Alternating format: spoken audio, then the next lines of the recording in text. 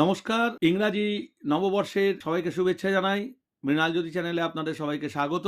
আজকে বিবাহ সংক্রান্ত আমরা চতুর্থ বচন নিয়ে আলোচনা করার কথা বলেছিলাম এবং সেই মতোই আলোচনা করব। চতুর্থ বচনে কন্যা বলছে যে আয়ব্যয় ধান্য ধনাদিকানাম দৃষ্টাগৃহে চেদোচিতম নিদধ্যা বামাঙ্গময়ামি তদা তদীয়ম ভাষতে কন্যাম বচনম চতুর্থম। অর্থাৎ চতুর্থ বচনে কন্যা বলছে যে আমরা গৃহস্থাশ্রমে প্রবেশ করতে যাচ্ছি, কিন্তু আমি আপনাদের ঘর সম্বন্ধে তো কিছুই জানি না, যে আপনার সংসারে আয় ও ব্যয় আপনি কিভাবে করেন এবং আমাদের ঘরে কতটা ধান্য লাগে এবং তার ভাণ্ডার আমাদের কতটা আছে, এবং আপনি আমাকে সেই সম্বন্ধে জ্ঞাত করান, যাতে আমি আমাদের আয় অনুযায়ী পরিবারের সবাইকে নিয়ে চলতে পারি ও আমাদের ভবিষ্যতের জন্যও কিছু সঞ্চয় করে রাখতে পারি। আর এই বচন কন্যা এই জন্য প্রতিস্থাপন করে, কারণ স্ত্রীদের মধ্যে একটা বিশেষ গুণ থাকে, তা হলো সঞ্চয় করা। পুরুষ অতটা সঞ্চয় করতে পারে না যতটা স্ত্রী সঞ্চয় করতে পারে।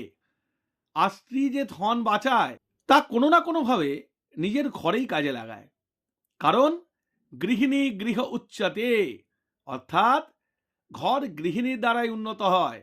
কারণ বিয়ের পর স্ত্রী সেই ঘরের সাথে নিজের মন প্রাণ সবকিছু একাত্ম করে তোলে। যদি আপনার স্ত্রীকে আপনি 100 টাকা দেন এবং বলেন যে এটা তুমি খরচ করো, স্ত্রী কিন্তু সেই টাকা ঘরেরই কোনো না কোনো কাজে খরচা করবে। হয়তো নিজের জন্য 10 টাকা খরচা করবে, কিন্তু 90 টাকা সংসারের জন্যই খরচা করবে। এছাড়া স্ত্রীদের মধ্যে যে সঞ্চয়ের গুণ থাকে, তার ফলস্বরূপ সে যাই সঞ্চয় করুক না কেন, বিপদের সময় তার সংসারেরই কোনো না কোনো কাজে খরচা করে।